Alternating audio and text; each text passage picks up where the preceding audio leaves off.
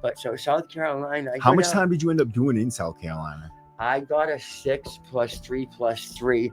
I could have came home on 3 because they have 51% time over there. Yeah. So you can get 12 years and only do 3 of them. But how much time did you do? I did 9 years, 8 months. 9 years, 8 months. 8 months. I came home here and did 5. Okay. So I basically almost did 15 years straight, you know? Right. And there was snow. And so let me ask you this: when you went breaking and entering, but now I fell through the threshold with him. Yeah. Shooting in an occupied dwelling because we fell through the threshold. Kidnapping. No way. Armed robbery. Home invasion. I didn't even go there with a gun. I went there. We didn't even break in to get the drugs and the money, but holding the cell phone. Screenshots with the time and the day. All of us sitting on the rock, live videos. And it was wild down there. I had fun. Tonight's shocking video showing a South Carolina prison inmate holding a knife and making threats on Facebook Live, all while behind bars. Tonight, investigators trying to figure out how he got a hold of a cell phone. NBC Charlotte's Billie Jean Shaw is live tonight in South Carolina. Billie Jean, state officials are pushing the feds to step and stop this kind of thing from happening.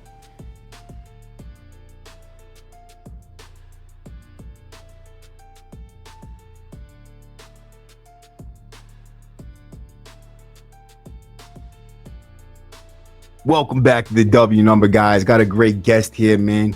Grew up in, I think, Massachusetts, but ended up in South Carolina along the way. Crazy prison experience down there. A lot of crazy videos. Great story. We're just going to get into it, man. What's your name? My name's Wayne. I grew up in Lowell, Massachusetts, born and raised. Lowell? Yeah. Okay. So, what part of Lowell? I grew up in Centerville. Centerville? Yeah. It's over the other side of the river. So we have it's like Centerville, and then you got the Acre, which is like all projects, and then you got the Highlands, which they call Cambodia Town, and that's where all the Cambodians are. It's like the biggest population of Cambodians. That's actually how I ended up in the street hanging out with the Cambodians. Yeah. At a young age, and getting into In the late 1970s, many people from Cambodia, Vietnam, and other Southeast Asian countries fled their war-torn countries. Eventually, through a series of traumatic events, they ended up crossing through multiple countries in order to just spend years in refugee camps in countries like the Philippines. Eventually, many of these people came to California, but because of the large amount of vacant and affordable housing, many Cambodians and other Southeast Asians ended up in Lowell, Massachusetts. But TRG, ABZ, and other red sets in Lowell, let's just say they have a lot of sway with other sets in the Bay State and the Commonwealth as a whole, and they have a close connection with their Cali counterparts as well. Getting into, gangs and... Because I grew up without a father, single mother, and I always was looking for that father, the father figure, the male role model. Like I always was self-cautious, no self-esteem, sat in the back of the classroom. I got picked on, in school, had to fight, I was like, why did you get picked on? Because I grew up, we didn't have the finest of the nice clothes. Yeah. I had holes in my sneakers. But that's what my mother can afford. You know. But I love my mother to death. She raised us and she did the best she could for us. Right. And she passed away of cancer 2018. And did you have a father too? No, my father passed away when I was 9 years old from heroin and alcohol. Really? Overdose? No, it's just cirrhosis of the liver, and it just took a toll on him. So at 9 years old, and I always said I would never be that guy. I would never be that guy. And I ended up having a kid at 14 years old, and I did what I was supposed to do. I got a job, went to school. I raised these kids. I ended up having another kid with this girl, but the whole time I had to do drugs to be with this girl, but I loved my kids. Let's take it back a little bit. What school did you go to? I started out in the alternative schools because I would act up. You started there? I would be, as soon as I got to school, because I didn't like big settings. And like I said, I got picked on. Right. And I'm not ashamed to say that, Yeah.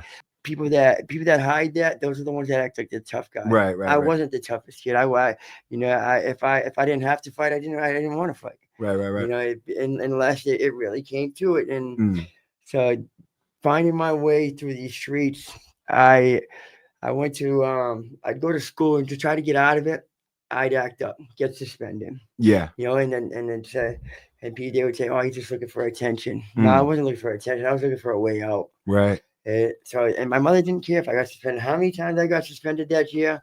And so the school finally realized, like, this is no punishment for him. It's a vacation, basically. This is what you want. This is what I wanted. Right. I was at home. I didn't have to, you know, worry about getting picked on, worry about, you know, getting kids home from school. Like I said, I was very self-cautious, no self-esteem. I didn't have the finest of the clothes like everybody did in school. And back, you know, even nowadays, kids get bullied for not being able to wear the Nike clothes, the Jordan sneakers. Of course. In there. But it's not it's all the most about basic that. form. It's what starts in every school. That's Right. what it is. You know, and so I said, you know, I got to start doing something with myself so I can be like those people. But, you know, being a follower, you realize what I know now, if I knew then, I would not do none of that stuff. Yo, Vag, bro. You know, and like so let me ask you this, right? You were going to school, you were getting picked on. You said you got involved with gangs. Yeah. You know? What age was the first time you had an experience with a gang, and what was it? So we were from Centerville, and every, like, you know, Centerville had we were like kids, like our neighborhood kids, we were like called wrecking crew. Yeah. And then they had the projects, and those are project kids. Yeah. And it was just, but it was, and then they had like some of the streets. So in Centerville, it's like starts off with First Street all the way up to like 18th Street. It goes all the way up, and then it's like long streets like Bridge Street that runs through it. So these street numbers, like, you know, 5th Street, they had like the Latin Kings. Yeah. 6th Street had the black kids that were Dynasty. And, you know, if you're living in the same neighborhood, we should be able to get along. But, you know, you can't walk one street over and worry about getting killed. And so like I said, I would get picked on. Finally, I started hanging out with kids outside of my neighborhood, going over to the Highlands, which was all the Cambodians. Right. So hanging out with these Cambodians, I felt accepted. Yeah. And I was like, so, you know, being white, hanging out with these kids, you feel like you're getting a little bit more attention, but really you're not. You're using it as a crash out. Right. Yeah. You know, so, but. And you felt like that's what they were doing with you? Yeah, I felt like that was a love right there, you know. But then when you get older and you realize, and they had no love for you. Right. You know, they have no love for you. So let me ask you a little bit about that experience. When you went over to hang out with these kids, were they using drugs and things like that, or did they frown on that? They just did bad things. They would do like they definitely frowned on drugs. I didn't, like I said, my father passed away from using drugs, alcoholism, and I always said I wouldn't be that guy. Right. And, you know, years down the road, a couple years down the road, you know, I'm 14 years old now, and I meet a girl, and this girl is a little bit older than me, and I get her pregnant at 14 years old. Wow, yeah, 14. Yeah. I'm having my first kid at 14, and so I was like, you know, we're having this kid. We're having this kid, and thinking you're a grown ass man, right? A grown man, and so I 8th grade graduation. I have a kid. That's graduation, and now we moving on, and I get an apartment at 15 years old. My mother had to sign for it, and so I'm 15 years old. I go to Low High. She goes to the Vogue. So now Fridays, Saturday, and Sundays were the party spot at my house, but I frowned on drugs, so I see everybody there using drugs. Yeah. Okay, I can make money off this at my house. Now I'm selling weed, selling ecstasy pills, and at my house, like I said, was a party spot. And I'm like, wow, look at all these people having a good time. But I stood in the corner, holding the wall up, like, man, loosen up, have a good time. But I didn't know how to have a good time. Right. I didn't have that growing up, you know, like birthdays. We didn't do that. We didn't do that in my house. So I didn't know how to. So you didn't have birthdays in your house? No, we didn't have birthdays. We had a Christmas '97. My house burned down. My house burned down on Christmas Eve, the first year my mother could afford a Super Nintendo. And so wait, hold on. Let's go. So your house burnt down on Christmas Eve. Christmas Eve. What year? 1997. And then now as recently we know my house just burned down again 3 weeks ago. What the fuck? So I had 2 fires, and well, let's not skip to that part yet, because that part's just crazy too. Like, so your house burns down. so my house burned down in 97. Mm-hmm. Now we're back struggling, living with family members, living here, living there. And my mother was just starting to get it. She was taking care of a job, good job. She finally able to get us like the nicer things, but that still didn't make me feel comfortable. So, like I said, I met this girl, and I'm feeling accepted because her family's accepting me. They did family things on the weekends. They went to the malls. They did to the movie things. I didn't experience none of that, so I didn't know how to have fun. Right. We would go out to like water country, and I sat there on the bench while everybody went on the water slide. I still don't go on roller coasters because I don't know what it's like to be on a roller coaster. So the fear of it, I'm like, I'm just not going to go on it. Really? Yeah. So I'm the one at the park that put all the younger kids that holding them all there while everybody's having a good time. Right. And has anybody ever told you that you have like mental illnesses or anything like that? Oh yeah, I do. I have like depression, schizophrenia, PTSD, and we'll get into that, with a little bit more down the stories of how it got even worse with going to prison and stuff. Yeah, I'm sure exacerbates everything. It also it got worse with the drug addiction. And we'll get into the drug addiction. So what was the progression like from that point forward after your house burned down? It was just a long struggle of years of my mother trying to get it back. She was a single mother, raising 3 kids at the time. Later on, she did end up meeting someone else and had a 4th kid. Yeah. And he ended up leaving. And so now she's with another boyfriend, and she has he's supposedly was a Marine. He's an awesome dude. He's showing us how to fix bikes, fix cars, letting us drive his truck. That was stick shift. I learned how to drive stick shift at a young age. Right. So finally you get a man in your life. I get a man in my life. And so Christmas Eve, my house burns down in 97. 2002 Christmas Eve, this man hangs himself. What? This man hangs himself Christmas Eve because he wasn't a Marine. Yeah. He was a drunk on the low, and my mother found out all this, and she didn't want to be with him no more. So he wasn't actually a real Marine? No, he wasn't. His friends, all the pictures that he was showing us of in helicopters and stuff, that was his friend sending it to him. Wow, bro. So it was like, it was a life of lies and confusion. And I'm like, so now I just don't know what to do. And my little brother, he's going to foster home. My sister's in a foster home. I'm the only kid at home because I was the quiet kid and shy. And so now I realize, hey, they're being bad. Let me be bad. So in school, now I'm going to school, and I'm getting suspended because I don't want to go on field trips because I don't want to be involved with them having fun. I didn't know how to have fun. So later on down, after meeting this girl, I get her pregnant, 8th grade, 9th grade. At the end of 9th grade, I'm able to get an apartment. She was a little older than me, so her being older, she was 18, I was 15. Yeah. We got an apartment, but she was behind in school. So while we went to school, Lowell High, the Vogue, it was party central. My friend from Lowell High, her friend from the Vogue, and it was just wide open. It was wide open, and so like I said, I'm trying to sell drugs here, sell drugs there. I'm trying to deal with it. Let me do a little bit of that to have a good time. My kid's mother would smoke weed. I'm like, don't even smoke that around me. So now let me hit that one time. Yeah. So now I'm smoking weed, and the weed's a gateway drug. Weed is a gateway drug. Let me ask you this: were you gangbanging this whole time? I thought I was. Yeah. But what do you mean you thought you were? These kids, like they have you around. They see what you can do. They send you on these crash missions. They're breaking into cars, and I realized I really wasn't about that life. Like, no, that's not what I want to do. So I have this girl, and she settles me down. What I thought, and I became real miserable and depressed. At the time, before we moved into our own apartment, she was living on her own when I met her because her parents were in a car accident. Drunk driving accident. The mother was driving, and the father became paraplegic.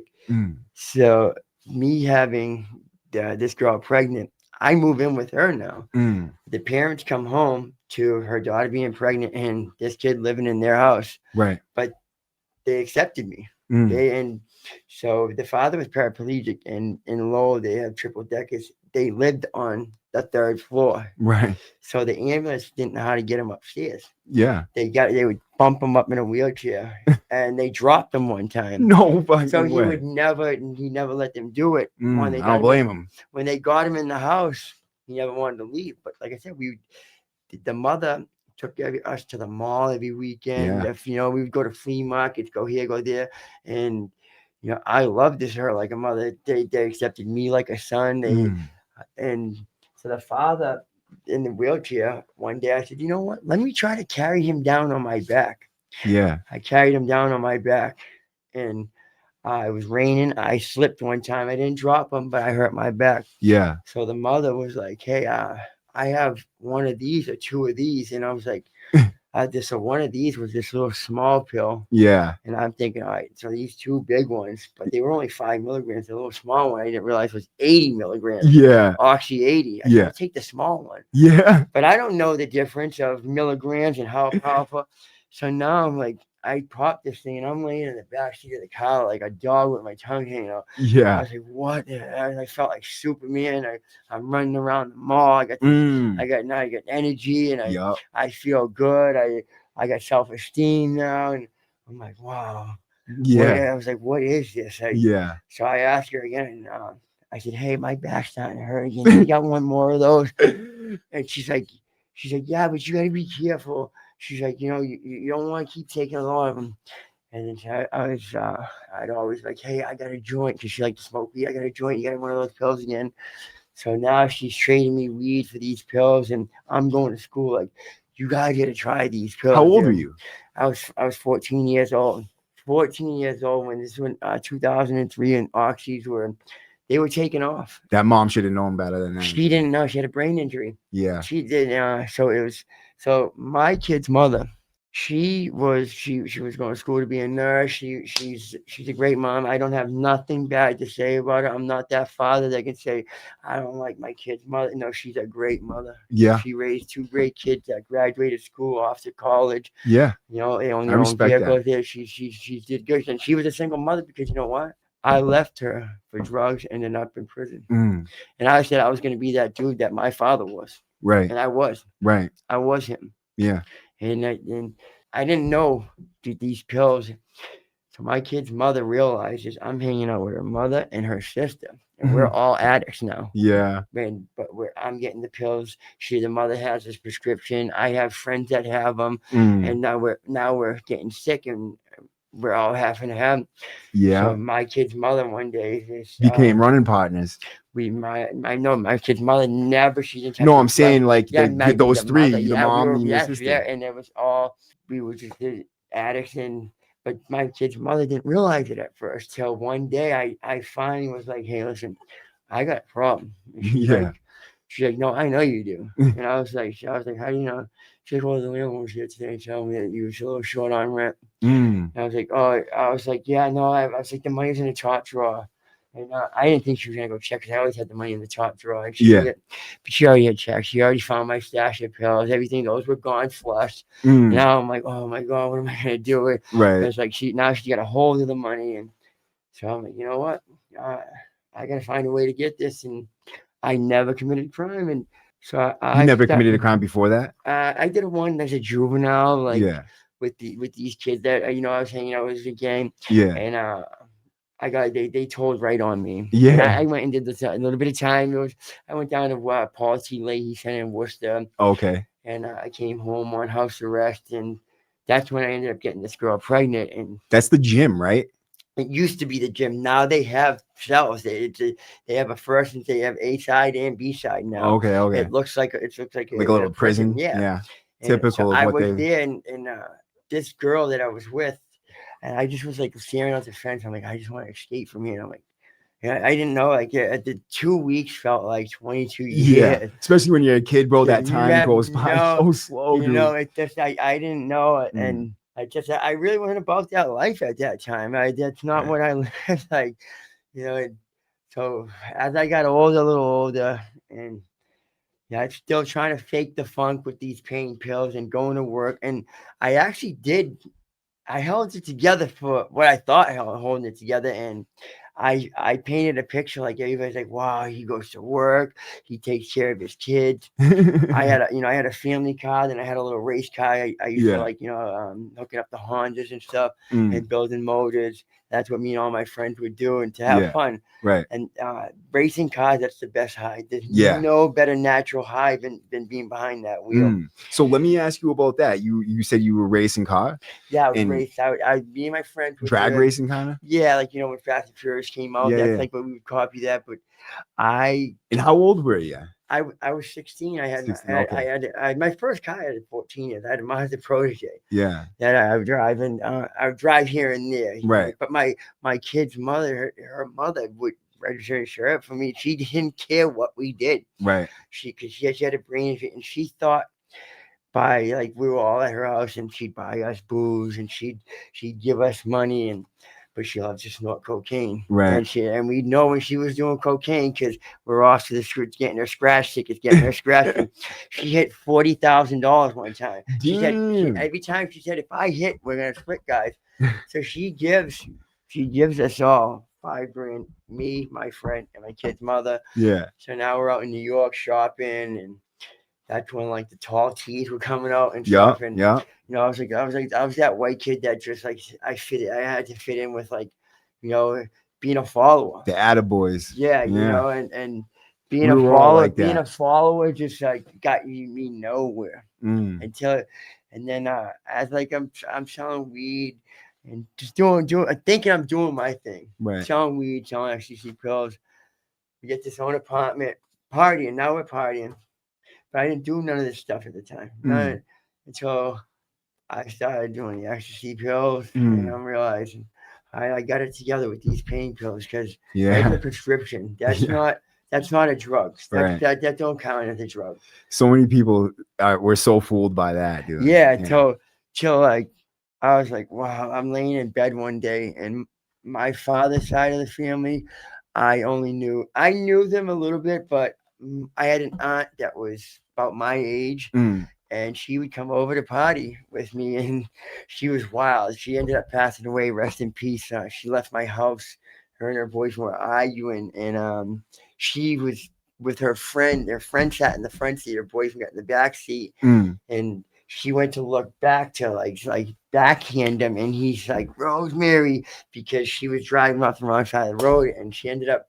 A pole came up through the bottom of the car, killed her, crushed her. She left my house. But before all that happened, she came to my house one day and was like, she was coming to get some ecstasy pills. And I was laying in bed. I was just going to the closet and grab. She's like, what's wrong with you, kid? I was like, I don't feel good. I have the flu. She's like, you don't got the flu. You're dope sick. And I was like, dope sick? I don't do dope. She was like, no, it's the term of those pills. She's like, what do you think that is? Opiates. And I said, pain pills. That's the doctor prescribes. And then there's no dope. Yeah.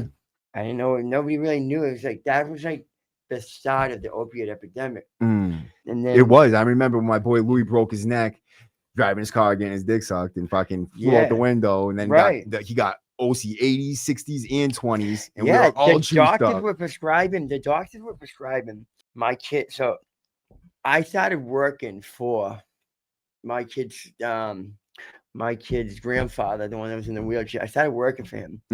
Now I was like the son he never had because he had 2 dogs. That was it.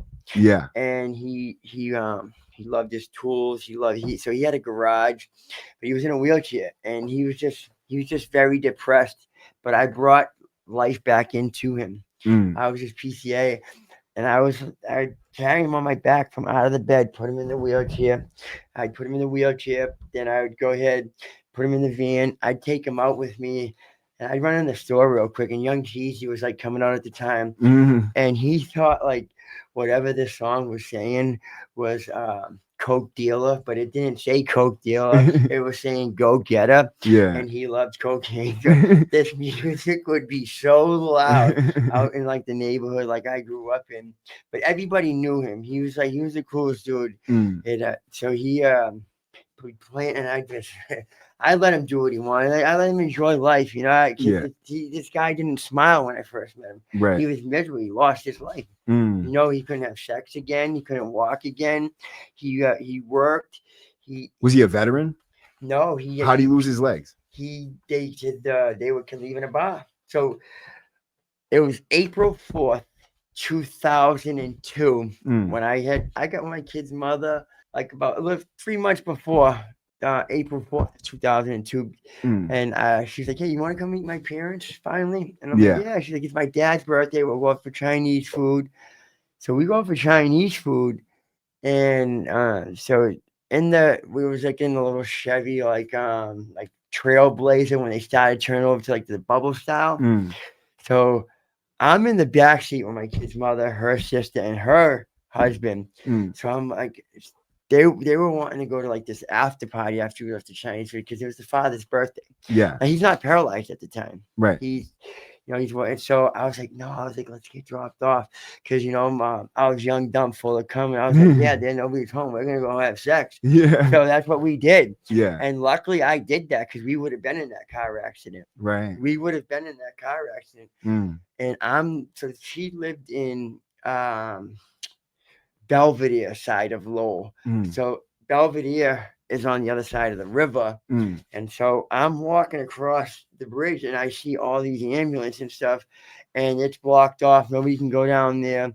But I didn't think nothing of it because this was like the intersection of like it was the highway to hell. All these actions. So I was like, the next morning, I get my mother's like banging on my bedroom door. She's like, listen, Mandy's on the phone. I was like, what's going on? What are you talking about? I was like, tell her to call my phone because this is like when the little Nokia phones were coming out. Yeah. And she's like, she's been calling your phone. And I just didn't know I was sleeping on it, so I didn't hear it. And she's like crying. I'm like, what's wrong? What's wrong? And she really couldn't talk. She's like, she thought her parents were dead because they were that accident. That was them. Wow. And we would have been in that. And the father he got ejected 50 feet. He was paralyzed from the waist down. The mother ended up with a brain injury. And the sister and the sister's boyfriend that was in the back seat with us before we got out, they walked out of it, not a scratch, nothing on them. Wow. And so now I only met them the one time, so I didn't know them. We went out for Chinese food. Like I said, I was a shy kid. Yeah. So I didn't really, I just ate my food, and I'm whispering to her at the table and stuff. And so now, rewind a little bit. They have a daughter. They're at the house. They leave. They're in the hospital now. They come home to the daughter pregnant. I'm living there, and they have to move because they weren't paying the rent. So, but they didn't care. The landlord didn't care that they were in a car accident. Really? So the owner was gonna kick them out fresh out of the hospital before they even came out of the hospital. They got evicted. So now they came home to a triple decker. They're living on the 3rd floor, but we didn't know that the father was going to be paralyzed. Yeah. So the mother comes home first. And she's like, what are we going to do? She's like, they're saying he's not going to walk again. And at the time, like, the mother really, she wasn't working because of the car accident. And luckily, they ended up getting a lawsuit settlement. But that doesn't bring back the dignity of the mother losing her brain, having a brain injury, the father losing his legs. None of that money mattered. And he was so depressed. And when I finally started getting this man out the house, that was my way of, after I, like I said, I slipped carrying him down the stairs one time. But now I'm always over the house because I'm taking care of him. But we had moved up. And, my back hurts. I need a pain pill. Yeah. But I was the golden child. I wasn't their son. But because I was working for him, taking him out, I learned how to do like suprapubic tubes. Like that's like because he had a catheter. I learned how to do that. I learned how to do wound changes. I learned how to do so you were big for him in his life, taking care of him. I actually got him down. I have pictures with him. It's called the Creeper. We had built him a truck with it was a Dodge, an old 86 Dodge Ram. We painted it like fire engine red, and we put it was a slant 6. We ended up putting a 340 in it from a Duster, and we built it all up for him. Had the hand controls. Nice. And I would take him out. We put 28-inch rims on it, and I would take him out, and we just buff it, clean it, and we'd hang out. He ended up getting a garage, and we'd hang out there. And I was just PCA, and I got paid to just hang out with this guy. Oh, so you were his paid, he was his nurse, his home nurse. Basically, yeah. That's a good job, dude. I took him to his appointment, and now I know when he's getting these scripts. Yo. I'm going to pick the pain pills up now. I'm picking them up now. So, I'm picking them up, and I'm taking them all, and I'm switching them with ibuprofen.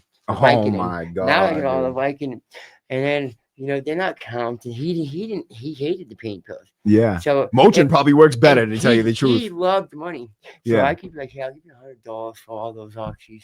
Yeah. Okay, here you go. Now I'm getting 120 oxy 80s for $100. Yeah, or giving them. That's like one pill's worth of money. Yeah. so like I had a ton of them, and I thought I would never be sick. I didn't even know you could get sick from these. Yeah. And my aunt, when she came over that day, said, "You're dope sick." I said, "Dope sick? No, I don't do dope." Yeah. And she looked at the term. She's like, "Why? Come on." So she had a Toyota Celica, and it was standard. I was young. I used to love to drive it because I want to be cool. And I dropped in the backseat, laying down. She's like, "See, look, you don't even want to drive the car. You're not even you." So she's like, "I'm gonna take you to my friends," and she took me to her friend, and because I couldn't find pain pills. The mother didn't have any. The father didn't have any. So she took me to her friends, and we got some morphine. And morphine's the same thing. Yes, same thing. Half hour later, I'm driving her car. I'm feeling good. Yeah. I'm talking. And she's like, "See, told you were dope sick." And I think I'm still not dope sick. Well, I ended up starting to get real dope sick because I stole so much from them, the parents. And I'm not ashamed to say this because the drugs that's not me. The drugs were right. It was a demon, bro. It's a straight demon, bro. Whoever created those pills is the demon. They're the devil. They're the devil, right? They took people's lives out. They took families away, and even with the fentanyl nowadays, bro, they created him to be literally like a pill of joy, a pill of just happiness and all-encompassing love. Have the best sex on them. Yeah, like they'll make you like have sex like the champ, like you're the champ. It's dope dick. Dope dick, and you're dicking these girls down, but really, you're just killing yourself. Yeah. So they said like, "Listen, you can't work for us no more." But I was like, I'll still take. We went every Sunday to the races up at Hudson Speedway. So they didn't have no hard feelings towards you. No, but they just were. They couldn't have me in the house all the time no more. Yeah. I was getting the prescriptions, and the mother got really bad on the pain pills too. And so we'd be driving like in the van, right? Because they had a handicapped van, and the father I would always wait for him to turn the music up because like now she can't hear me pulling her purse back because I was pulling her purse back, stealing the pills from her purse. Yeah. Because I was that coward like that, but those are the pills. The pills make me do that. Before I didn't do them pills, I was great. Like I loved like they treated me like the son that they never had. Right. We were like I didn't go to the mall growing up as a kid every weekend and being able to experience going shopping to this store, that store. So when we started doing that, I was like, wow, this is like I had fun, but it's not what I wanted still. So the next there's probably so much to your story, but it's the next hard point I would say probably would be. The next hard point was my kid's mother's family is they're very intelligent. All of them own businesses. They got their shit together. Yeah. So the sister and the sister's husband, they loved me. And, they loved my kids. And he understood the husband, he's like, he's my brother-in-law. And he took care of me. Like he looked at me as a little brother. He was like my older brother I didn't have. Yeah. And I would fuck up on my rent, he'd pay it. I'd fuck up on money, he'd help me out. Right. And he ended up getting a moving company. So I started going to work with him. Okay. And he would be like, listen, I'm going to hold your rent money. And I was like, all right, cool. But now I'm working at a moving company and I'm stealing the jewelry from these people's houses. Yeah. And pawning it. Yeah. But he never caught wind of it. And he's like, listen, if you guys didn't do that, just tell me and I'll help you guys out. Yeah. And he would make sure we were straight. He'd get us Suboxone before we would go over the road because I'd go over the road with him. Yeah. And it just became too much. He was like, listen, I just can't see you doing this to yourself no more. Right. And I was like, well, I got it together. He's like, listen. So one of this guy I was working with, he had heroin on him, and I had Suboxone. Yeah. But he didn't have no Suboxone. We were going to Chicago, to Virginia. We were on a 13-day trip. So this guy that had heroin on him was going to be dope sick. Yeah. So I'll never forget it. I was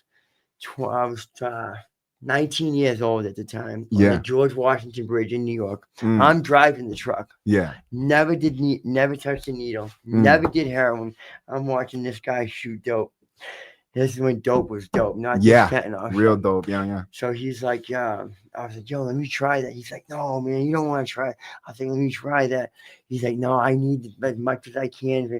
I said, yo, I got Suboxone in the back. He's like, you got Suboxone in the back? He's like, okay, here you go. Yeah, so now, really? Yeah, he just gives me some dope now. Yo, that's crazy, huh? Right, because now he's not going to be sick because I had plenty extra Suboxone, but he only had like dope that was going to last him for a couple of days. Right, got you. And my brother-in-law, like, if you had enough of you and you got that was what you had on you, like, don't do it in the customers' bathrooms. Don't be nodding off, and you're not going to be going out looking for it when we're at hotels. Right. So I always made sure I just had Suboxone. And what were you doing out there? We worked, so we had contracts with the military. Okay. And we were doing base-to-base moves. What do you mean? But where did you get the contract to do what? We worked through North American Van Line. Okay. For the moving company. For the moving company. But it was for the military though. Oh. So we had endless amounts of work. We worked during the winter time. How did you get those contracts, if you don't mind me asking? We worked through North American, and we had a really good crew. Yeah. And we would you liked your work? So there's like 5 or 6 different crews, but they're all subcontractors. And so my brother-in-law had a really good crew. He paid us really good. We worked hard. I was 19 years old at the time. And then I had my friend Bizzo, rest in peace. He passed away due to drug addiction. Wow. And I had my brother, and my brother now today has his own company, who was laying on my couch. And I said, hey, do you want to come to work one day? And he was like, nah. Because my mother kicked him out. He was like 17 at the time. And I was like, no, come to work, man. Let's go. And he owns his own company now. You got to move company. That's fine. And because he went brother. To work with you. We don't talk right now. Eventually we will. There were some things that in the past that he didn't agree on with what I did, and I don't agree on what he did. Yeah. And but we're slowly making progress. Through my sister, sending messages. I wrote him a long apology letter. His wife read it. He didn't read it. So that's a step in the right direction. I'm sober today. Sober today. I have custody of my son. But there's a lot more to the story. Of course. That started before I ended up right here. Let me ask you this, though. Slow down real quick. Let me ask you this, right? So you have been incarcerated in how many different states? I've been incarcerated just here, New Jersey, and South Carolina. South Carolina was my longest stretch, though. And what states were you frequenting? Like, why were you doing all this shit? You said you were going to Chicago and shit. Was that only just for that? So I was going state to state for the moving company, but we had endless amounts of work because we worked for North American Van Line. Yeah, no, I'm saying like besides that, right? But I'm saying like, were you doing like criminal shit with the gang? Because you said you were a GD, right? Yeah. So where did you get down with the GDs? I got down out here through Lynn. And, okay. But there was never really structure. Right. And let me ask you how that happened though. How'd you end up in Lynn? How old were you? I met kids when I was locked up in the Paul T. Leahy. The gym. And I'm the type, like, if I meet you, I'll never forget your face. Like, I seen you, and I was like, a couple days ago, and I was like, that's him, and I don't forget a face. So I always I would meet these kids, and I ended up to start talking to them. And this is when MySpace was out, and I was a kid. I liked to venture. My mother didn't care. Like we would be 9 years, 10 years old, riding up to Pelham, New Hampshire on our bikes. Like, at 2, 3 in the morning, I'm out riding my bike. Yeah. But my mother loved us. She did the best she could, but she had no control over us. What are you gonna do? You're sleeping, my mother's sleeping, and we're sneaking out the house. She don't know we're out. Exactly. But then she didn't punish us when she did find out we were out. Right. The cops were bringing us home because we graffitied the whole side of the wall, or there was a skate shop, because I used to skateboard too, and we broke into the skate shop because we couldn't afford those nice skateboards. Right. So we stole every single skateboard that was in there. So how'd you end up out in Lynn, and how'd you end up becoming a GD? So I met some of these kids in there, and I liked what they did. They had structure, but not the structure that I really realized when I went down to South Carolina, where like you had to know your knowledge, you had to know all your literature, or you weren't a GD, right? And they would put you on the phone with certain people, and we would every Sunday have conference calls. And now it's not GD no more. It's not Gangster Disciple. It's Growth and Development. Right. And I remember you telling me that. Yeah. So the Gangster Disciple changed over in 1998 when Larry Hoover, he gave an ultimatum and said, we're not gangster no more. We're gentlemen. Put down the flags. We put down them bandanas, and we wear suit and tie. We're businessmen. We get stuff together. And they frown on the drugs. Yeah. So I was down in South Carolina. How did you? So let's reverse real quick. So which place did you go first? New Jersey or North Carolina? New Jersey I just went out there just to see if I wanted a change, and I wasn't ready for it yet. I was like, nah, I just go back home. So how did you get locked up out there though? In New Jersey, I was just breaking into cars, okay. But they let me right out. So I was locked up there, but I didn't do major time there. Okay. So it was just an in and out. But so South Carolina. How much time did you end up doing in South Carolina? I got a 6 + 3 + 3. I could have came home on 3 because they have 51% time over there. Yeah. So you can get 12 years and only do 3 on it. But how much time did you do? I did 9 years, 8 months. 9 years, 8 months. I came home here and did 5. Okay. So I basically almost did 15 years straight, Right. And there was no, so let me ask you this: when you went down to South Carolina, why'd you go to South Carolina? And then what ended up happening when you were down there? I went to South Carolina. I had a friend that his mother left him at 13 years old, and we took him in, me, my kid's mother, and her mother. And we would all, we're young kids, and we'd all sleep in the same bed together. Right. Yeah, I slept in the middle, my girl slept here, and he slept on this side. Yeah. That was he was like my brother, and his mother left him. And he ended up going down to South Carolina and meeting a girl, got his life together, had an apartment, and I needed him now. Yeah, I needed him now, and I think it was Thanksgiving, and I don't know. He tried to message me, and I used to duck everybody's calls. I didn't want to be bothered by I wanted drugs. Yeah, I wanted drugs, and I was going through it with my kid's mother. She didn't want to put up with me going in and out, spin drives to detoxes. She tried. She tried with me, but I wasn't happy. I was miserable. I was miserable. The life of having to hide that, I'm not doing drugs, and she knew and stuff that she didn't deserve that. My kids didn't deserve that. And and when you start stealing from your family and your kids, it's time to go. Were you a GD when you were on the streets out there? Yeah. And did they frown on you getting high? Of course, you get violated. So I've heard of even extremes where they even kill you if you like in certain that's all cities. fairy tale. Okay. Fairy tales. They kill you. That's what I like to hear. You only kill if you rapists. Yeah. Or doing foul stuff for women. Yeah. Or somebody's mother or.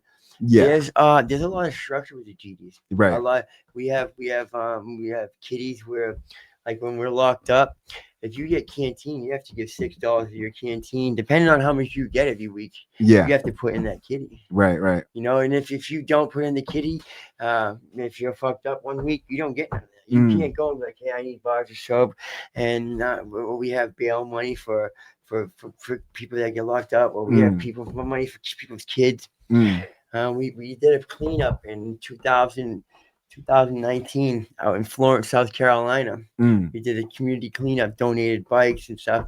And then we do it on 4th of July because 7/4 it's GD. Right. It's the 7th month and the 4th day. Okay. So that's what we were doing. That's why it's growth and development now. But while I'm locked up in South Carolina, why did you get locked up though? when I went down there, I needed my friend. I needed him this time. Yep. So he was like, "You're gonna come down here," because I told him, I said, "I need to get away from these drugs." And I thought South Carolina was like, oh, this country state. Yeah. And it really, Charlotte's pretty popping, bro. It's like a mini Atlanta. But so I lived in Little River, South Carolina. It's on the intercoastal waterway of Myrtle Beach. So I lived basically my backyard. These casino boats would pull in, and then there was like this it was like a little town with like little bars and stuff. And yeah, it was cool. You know, I loved it. I was a city boy, but I turned to a country boy real quick. Yeah. So it was country type. Like. So I went down. I got there on a Friday, and Monday he's like, hey. So I get there Friday. He's like, hey. He's like, I'm gonna get. He's like, you know, lay on my couch. I'll help you to the shower. I'll help you to the bathroom. He's like, we're doing this cold turkey. Really? He's like, but I'll help you. I said, all right, cool. I said, that's what. But the mental of knowing I didn't know where to get it in South Carolina. I was out in the sticks. Like really, where am I gonna get it? So he takes me to work with him on Monday, and like I just started helping him work and trying to stay busy. But I was kicking dope. That's fentanyl. Fentanyl just drags through you. Right. So I was kicking dope, and it burns through you. dope. You can kick a little quicker. Yeah. So in like a week, you're like a new man. So I was like, dude, I gotta get a Suboxone or something. And he's like, oh wait, I can get you some of those. And then he knows about him. And Suboxone, if you let it work, it does work. It does work. It does work. Fact. Until you get locked up and you realize you can get them through the mail. Yeah, and you can. It's a different game in there. It's a whole different ball game. But it's like, just because people use them and abuse them in there, it doesn't mean maintenance works. Maintenance still works in there too, just like it works out here, bro. It's a mental thing, dude. So like the mental thing. I was in South Carolina with no dope. Yeah, I had plenty of money. I had money. Right. I had because I really. But if you weren't doing that Sobo inside there, if everybody wasn't all fucked up on Sobo, they would be lugging dope still. Yeah, and you would be doing dope still, and people would still be ODing. So the Suboxone does stop the flow of dope. It does. The MAT program, whoever that kid, who was he from? Worcester that got the MAT program. Yeah, wrote it up. Yeah. That kid he's a genius. He was on my show. Yeah. The kid Jonathan. Oh yeah, that's right. Yeah. So that was one of the first interviews I had. The kid who got the MAT program approved in Massachusetts. The MAT program. It actually was one of the people that was in the lawsuit with him. I messed up a couple times leaving jail. I left on the MAT program. Maintenance works. Yeah. I'm on methadone today. Yeah. And I used to be on methadone, but I had a double habit. Methadone don't work. Suboxone don't work. No, it works if you let it work. Where? It really does. So let's talk about what the atmosphere like in South Carolina. So I'm in South Carolina, and I go to work with my buddy that I went down there with. And I'm working for one of the richest guys in South Carolina. He has a car. He has 5 of the biggest car dealerships. He has a vinyl wrapping for boats, RVs. He owns a bunch of property. He has a landscape. This guy just has it all, hunting land. So he's like, you got a license? And I lied. Yeah, I got a license. He didn't even check it. Yeah. He has the keys to the tow truck. So now he's like, all right. He's like, you're going to be taking this car to this dealership. So I'm like, all right, cool. Then he's like, when you get back, detail these cars. I'm like, all right, this is easy. Yeah. So like, I start feeling better, and I'm getting into the groove of working, but I'm fucked up in the head because I left my kids back home and my kid's mother, and I was with her for 10 years, and like I thought that was the love of my life, but we grew apart. Right. We grew apart. We were too young, to I can have normal phone calls with her. I can call her and we talk fine. We're civil, that's about that. I really try to stay away from it, because I know I fucked up. I went to prison. I left them. I left her. Maybe I had to leave her because I had to do drugs to be around her. So as I'm down in South Carolina, she's realizing that my life's getting better. So now she's like fucking with my head, calling me every morning, wanting to talk. Yeah. And she ends up meeting this guy that I know, and it didn't make me jealous because I knew what type of guy he was. I was like, yeah, she got her karma. Yep. So now she's calling me, bitching about him. And I'm just like, but I like the conversation, I was depressed. I always wanted love. I always wanted to be loved, You're right. My mother wasn't affectionate. I'd give my mother a hug and she'd push you away. You know what I'm saying?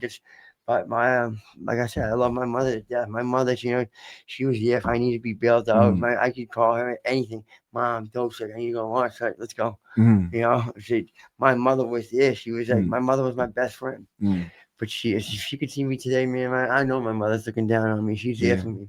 There's things that happen nowadays, and I'm like, there's something that there's no way that this is happening. That we got to start talking about the prison.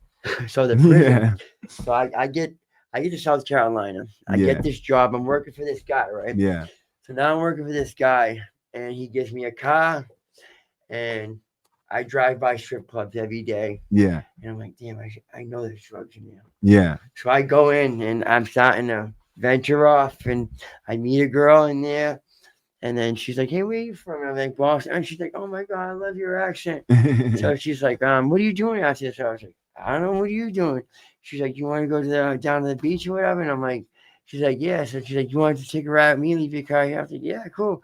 So she's like, she pulls out this fucking foil and starts smoking. And I'm like, yo, what is that? And then she's like, it's tar. And I'm like, tar? I didn't really know what black tar was. Right. Because we don't have that up here. Yeah. So she was like, it's dope. And I was like, yeah, it's dope.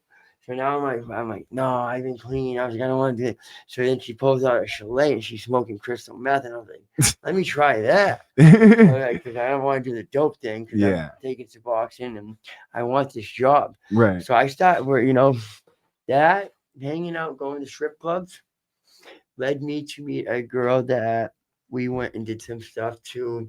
One of her dealers that we kicked the door in, got the drugs, got the money, and I hear, and it's the car door, the garage door opening up. Well, I ran out the wrong door. I bumped chest to chest with the homeowner. So now I bump chest to chest with this guy. He pulls out. So I'm like fighting with him with the gun. But this gun's going off because he's like trying. So we're tussling for the gun. But so it would have just been breaking and entering. But now I fell through the threshold with him. Yeah. Shooting in an occupied dwelling. Because we fell through the threshold, kidnapping, no way, armed robbery, home invasion. I didn't even go there with a gun. I went there. We didn't even break in to get the drugs and the money. But there was another kid with us that he told the whole story. He told it all. How he snitched. Oh man. Yeah, he told it all. We would have got away. What a trashy fucking. I got caught. Bro. I only got caught because we got away. We got away. We did get away. I got caught because he takes a laptop, like, yo, check this out. My thumbprint on. He goes and pawns it. They got my thumbprint now. Yeah, that's how I get caught. But he tells it all. He tells it all. My thumbprint on, so now they can put me at the scene. Because I'm like, no, I wasn't there. What are you talking about? We drove 6 hours out. To Greenville, South Carolina. I was out in Myrtle Beach. So we were back home. Everything, we made it back home, and we were good. But because he pawned his laptop, it plays the whole case. This whole case gets placed. So now, like, I'm up for 17 days, like, spun out. Like, my fucking mouth was over here, my eyes were over here on crystal meth. Like, crystal meth is like, it's I know, it's a fucked up drug. It's not a good drug. No, it's not fun. It's instant psychosis. Everybody's out to get you. Yep, exactly, bro. I end up in prison because of this. And I'm fighting. They were like, listen, they wanted 15 to life out of me. They were like, listen, if you take this trial, you're getting the L life without parole. So I was like, because because we fell through the threshold, occupied dwelling, home invasion, for burglary first down there. Burglary, you're getting 15 years. South Carolina is wild. But for murder, you get 13 years. My boy got 2 murder charges, right? I'm down there with, like, basically we robbed a drug dealer, right? And he's got 2 bodies. He's got 13 years, and he's going home in 9, and I'm there and I'm going. A drug addict that tried to steal some fucking shit and skate. And then there's another kid. There's another kid in there. He was an alcoholic. He used to go there Walmart sell alcohol. He's got 7 on top of another 7 for drinking booze inside the Walmart. It's called prison. They do property crime enhancement. What? Property crime enhancement. He got 14 years of drinking in Walmart? Because you get 1 shoplifting, right? Yeah. Now you got another shoplifting. The 3rd offense is a property crime enhancement. It's the max of the time. Holy crap. You get shoplifting, the 3rd offense. This system is so trash. So South Carolina, I end up there. and I'm in Horry County, but now that's Myrtle Beach. Now I gotta go to Greenville, South Carolina. And I got to because if we crossed county lines, I got to go here. So I'm sitting in the county back and forth. And because it was a 6-hour ride, I might sit in this county for 6 months and go back to this county. Yeah. And my lawyer's like, listen, he's like, the best I can do for you is 17 years. I'm like, 17? I've never been in trouble. Yeah. And then he's like, yeah, you got cases up in Massachusetts that they wanted for. And then I was like, I didn't know about the system like this. I did stupid shit like breaking and entering. I was on Mass Most Wanted for robbing all the market baskets up here. But I was I took off. I took off to South Carolina because I wanted to get clean. But I ended up, if I never turned into those strip clubs, I probably still would have been down there. I was working. I had a car. I lived on the Intercoastal Waterway. I was doing good. Like I would work like 70, 80 hours. On the weekends, I'd go with my boss to his hunting land. Yeah. And I didn't know how to. He said, yeah, hook tent up for the kids. We'll stay in the cabin. So I'm thinking these are just polo chairs. I don't know what tents look like. And I'm cooking on the grill for these kids with the lighter fluid because I didn't say. So I had fun down there. I'm looking to be a country boy, huh? Right, dude. But because I turned into the strip club and venture off with my mind one day, I know there's drugs in there because clubs, plenty clubs. Yeah, you're gonna find someone with some blow. blow. Now I'm finding it there, and I'm finding it on the dirt roads out there. It was all around me, and I never knew it because I'm like, this don't look like the surrounds where I get. That's exactly what it was like when I went to Atlanta. Yeah, it's so country down there, but they're not country. Nah, city where I was from, but it was definitely like country mindset. Yeah, even in the city. Were we down in the Bluff? No, I was in Roswell and Alpharetta and then Buckhead. Okay, Buckhead's pretty good. Yo, Buckhead was wild. That's a third world country for me. Yes, it is. So it's in Athens, Georgia, too. Yeah. But yeah, so I ended up down there in prison. So my lawyer's like, listen, 17. I was like, no, we're not doing this. So my friend that he's a priest, but he was well off. He had money. He helped everybody out. I remember you. Is this the priest you mentioned? Yeah. Can we talk about him a little bit? So he passed away. So just keep it to just him. I met him at a young age. Yeah. We were skateboarding on the church stairs, and he comes out with a baseball bat, and he's like, "I'll fucking kill you." So he's like, "Listen, get off my fucking property," because we used to wax the stairs, and an old lady slipped. So after he comes out and apologizes to us, and he's like, "Hey, and he sees my sneakers are ripped, and I don't have a jacket on, it's freezing." My friends were poor too. Yeah. So he's like, "Hey, come on inside, guys," and he's got these totes full of like old Navy clothes. Yeah. And he helps us out. He's sitting in. He's like, "Hey, after school tomorrow, come by here." He's like, "You want to clean up the property?" And he's like, "Yeah, we clean up the property, like a little bag of trash." He'd give us $50. And so I started to get to know this guy over it. And he's like, "Listen, you graduate high school." He's like, "I'll give you $50,000. You buy any car off the lot." Anyway, so this is a priest. Yeah. But he was well connected, very well connected, and he was dangerous. Right. He put me through a wall when he found out I was doing drugs. He said, "You're using my money for drugs?" Right. Because I could call him like, "Hey, listen, $1,500 short on my rent. My electric bills always do." Right. Because he would help us out. He'd help us all out. He was a great dude. 5,000 people were at his funeral. Wow. 5,000. What was his name? Mario Arrigo. Mario Arrigo? Yeah. Yep. I'm gonna have to look this guy up. Yeah, we'll look it up and stuff. Yeah. He was like famous. Yeah. He was like we would be out in Maine, right? Because we go out to like the outlets, and he wasn't a weirdo priest. Yeah. He didn't do that with these kids. He was none of them. That's what I'm saying. Like he was a gangster. He was a gangster. Yeah. He was a gangster, and he took me to New York with my kid's mother when we graduated 8th grade. Gave us $10,000. Said, "Yeah, just go shopping, have fun." He used to let us live life, but I didn't want that. Right. He was like that father figure that he would take us to the mall, me and all my friends, and we would go down here at the bottom of the church. He had pool tables, vending machines. He said, "You guys just hang out in here. Get off the streets." And he, one of the kids that to this day, he's out in California now, owns his own house. He's got a nice Hellcat. He's in the military. Yeah, this priest he's a Navy SEAL. but he had his shit together, and he knew what he was doing. Right. He knew how to. There is priests that are real godly men, though, and I feel like that shouldn't turn you off to God altogether. But we'll talk about that at a different time. Yeah. So you know what I mean. So he tried to like guide me to these right things, and I just didn't want it. So I called him from jail, and I'm like, "Listen, I need you," and he's like, "I don't know if I can do it." What? He's when like, you were facing that 17 yeah, years? he's like, I don't know if I, and I was like, come on, please. And I was like, I don't want to be bailed out. I don't want canteen money. And he was sending me $300 a week because he thought like you needed that much in there. But Right. And I was like, no, I don't want canteen money no more. Just help me. And then he's like, I don't know if I should do it. He's like, it's just gonna get you out sooner. And he's like, maybe you need to face some of that time. He's like, because I put you through.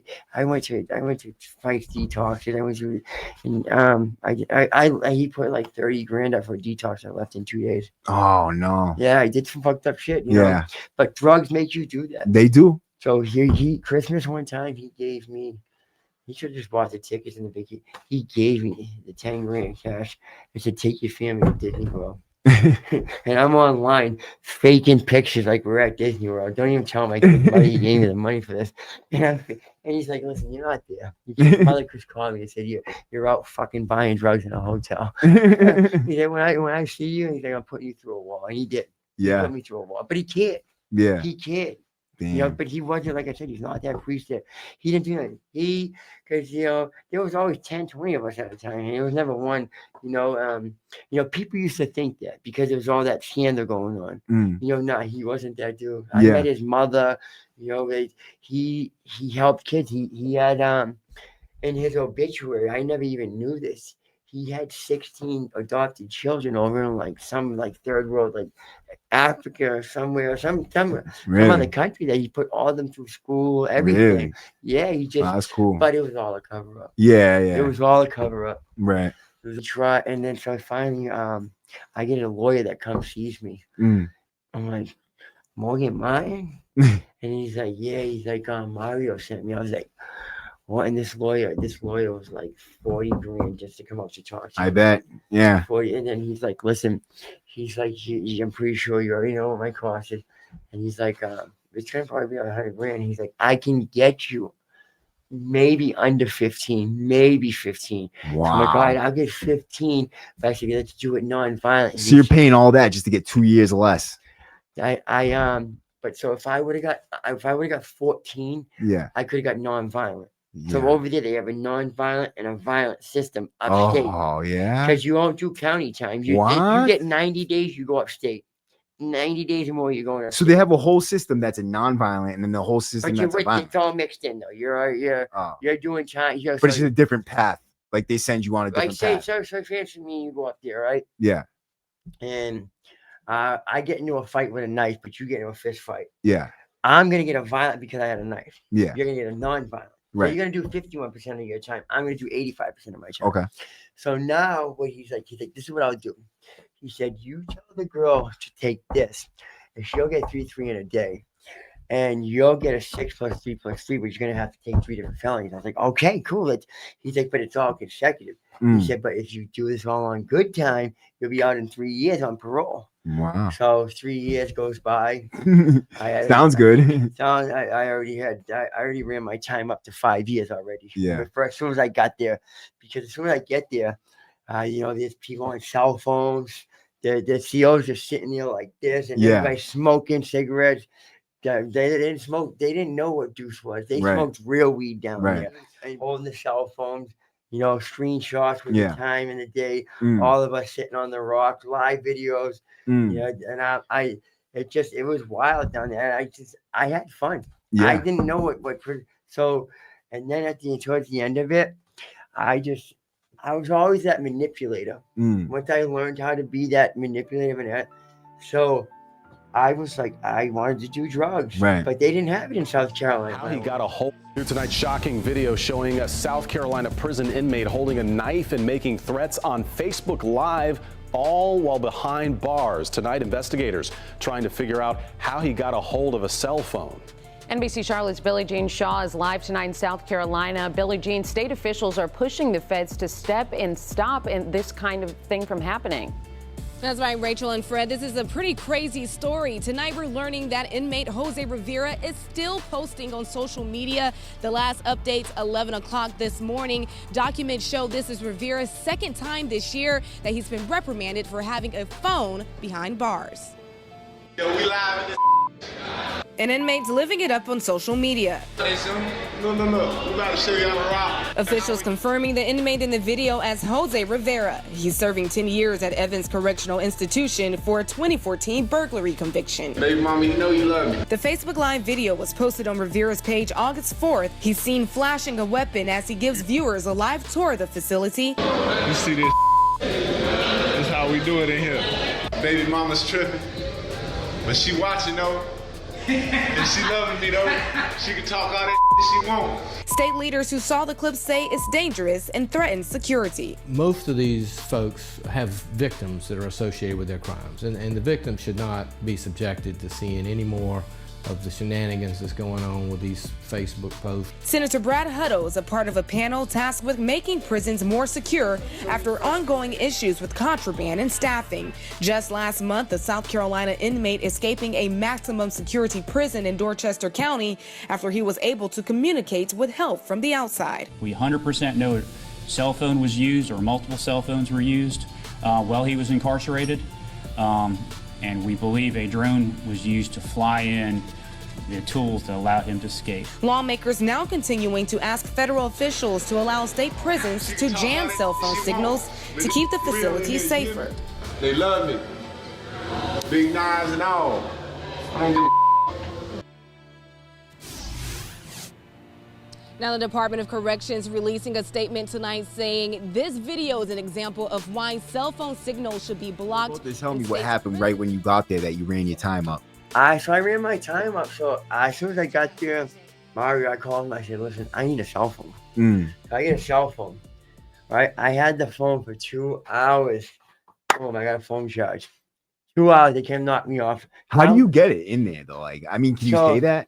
Yeah, so do you either get through COs? So down there, there's money buys everything down there. Okay. We had maintenance workers. We were buying bolt cutters, cutting the fence out. What? And going to chow at 4:30 in the morning, cutting the fence out, and your people would be there with the packages, throwing it through the fence. Wow, Yeah. dude. You were telling me something about drones too. What the So we would do. So once they started, so what they would do when they finally caught on, we found every which way to do it. We went through the ceilings, through the ductworks. Yeah. We got up on the ceiling and we climbed down. Right. We would cut windows out.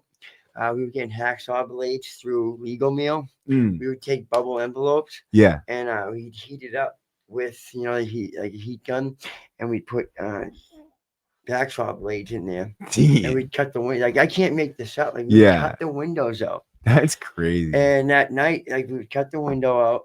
And you just go out there because most of the prisons are just around trailer parks and right off the highway. And or we would do it right while we were out on rec. And it was the COs didn't call it mandatory rec time. Right. We called it mandatory rec time. Everybody's going outside because when these packages come over the fence and these COs come down running in, the packages are getting moved around, but they're wrapped in. So the gangs down there all get along. So one day it might be the G's at school, so their packages are wrapped in black bandanas. But they'll be like, all right, so hey, listen, we're scoring today. They'll go to the Bloods, they'll go to the Crips. Hey, do you guys want to put in my? They'll say you want to put it in my bomb. They call it a bomb. Yeah. So you're like, all right, yeah. So then you don't have to pay nothing. You don't have to pay the throw man. You don't have to pay. All you have to do is get your packages to that throw man within a certain time. Gotcha. So we would get it thrown over the fence and. If you stole a package down there, you're gonna get caught. Because our people are already putting locks on the phones. You might get over on some tobacco, but whatever, we're gonna move on anything. Yeah. So what do you mean you're putting locks on the phones? So we would South Carolina. If you go to South Carolina right now and go to Walmart and try to buy 2 or more cell phones because of us in prison. Yeah. You buy 5 phones. 2 of those phones are only gonna scan. The other 3, there's gonna be dead phones. Because of us, we were buying 10, 20, 30 phones at a time. and they know it's coming to the prison. Yeah. So you can only buy 2 phones per customer now. What? Yeah. And so they would sell them to you on some, like, you knowing that they weren't going to work too? Yep, they would do Wow, that because they know that, scumbags. because they knew once they went over the fence, they can't come back over. Now the phone's dead. Oh, no. So I didn't know this at the time. So now I find the avenue for myself to get it in.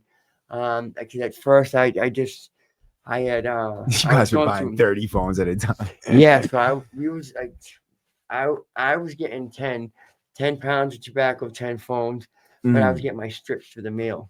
10 phones. So I had so then one time I just thought, I was like, I felt like the man down there now, Yeah. but I was still that addict because I had to get them strips through the mail. Yeah. But when my brothers would always be like, yo, I know you're high. I know you're high.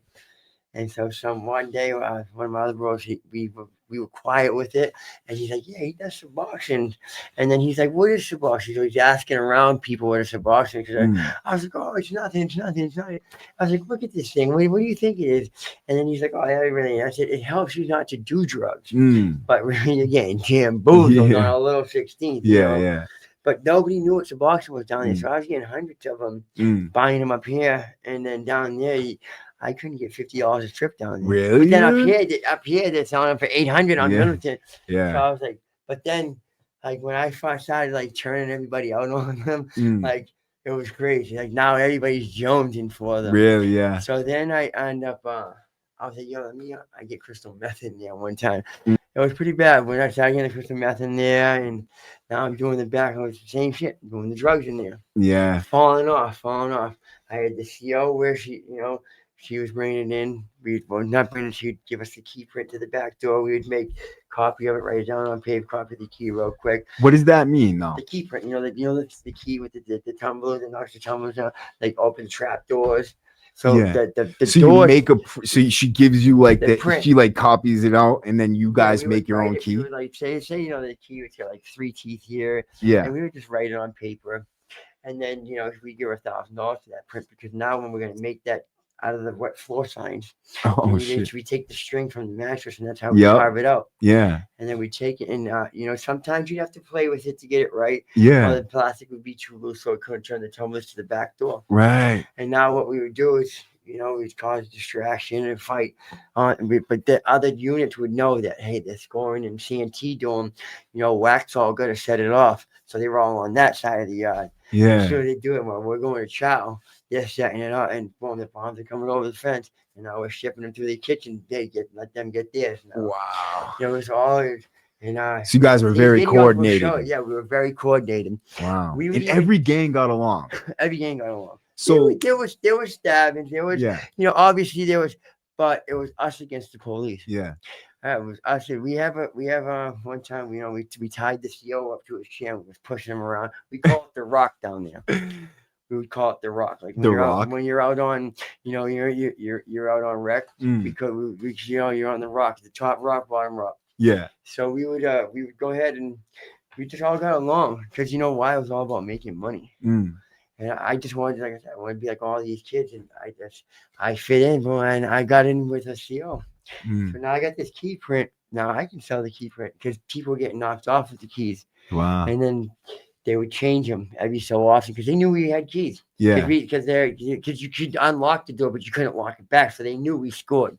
We call it scoring down there. Once we got the phone in, but then the back door would be swinging, not count time. Everybody's locked in, the back door swinging. So you would run outside, grab the shit, and then come back in. Come right back in. Ooh, that's the best way, because when you're out at yard, they could just bum rush you out we would do it at 4:30 in the morning at chow time. So the CO's half asleep sitting at the desk. Yeah. We're unlocking the door. All the CO's already paid off. They do chow at 4:30 in the morning. 4:30 in the morning, yeah. Wow, dude, that's whack. Yeah, at 4:30 in the morning, you go to breakfast. At 10:30, you go to lunch, and then 3, you eat dinner. Yep, and it's probably small as shit. And Sunday, you only get 2 meals a day on Saturday, 2 meals a day on Sunday. Wow. There's no 3 meals a day over there. And this is state run? State run, yeah. And what does the meals look like down there? It's actually so it's southern. So like for breakfast, you get grits, biscuits, and eggs. Yeah. Saturday breakfast is the best. It's like you get ham, bacon, big ass pancakes, syrup. It's not bad, but you only get 2 meals a day. So that's why you get a big ass breakfast on Saturday.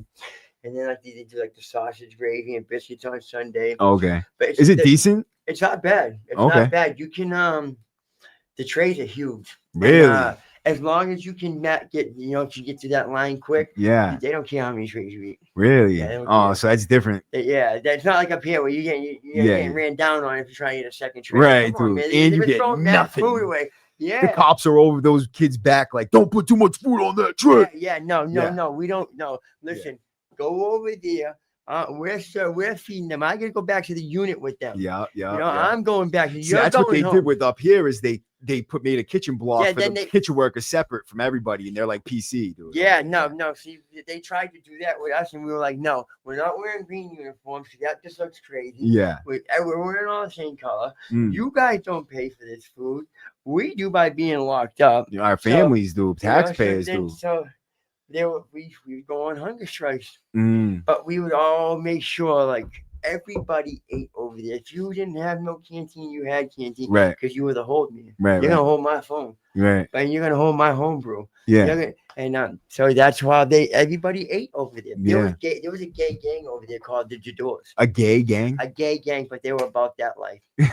They were called the Jadors, and we didn't bother them because you know why? They were our intel for every day. They're like bitches. Yeah. And they'd be like, hey, listen, they're coming to run down. They're shaking down this unit today because they talked to all the COs, the female, and they knew. So we let them just don't bother us. You're over there. Right. They had their own store. They had their, they just did their own thing. Everybody serves a purpose. Everybody serves a purpose. Yeah.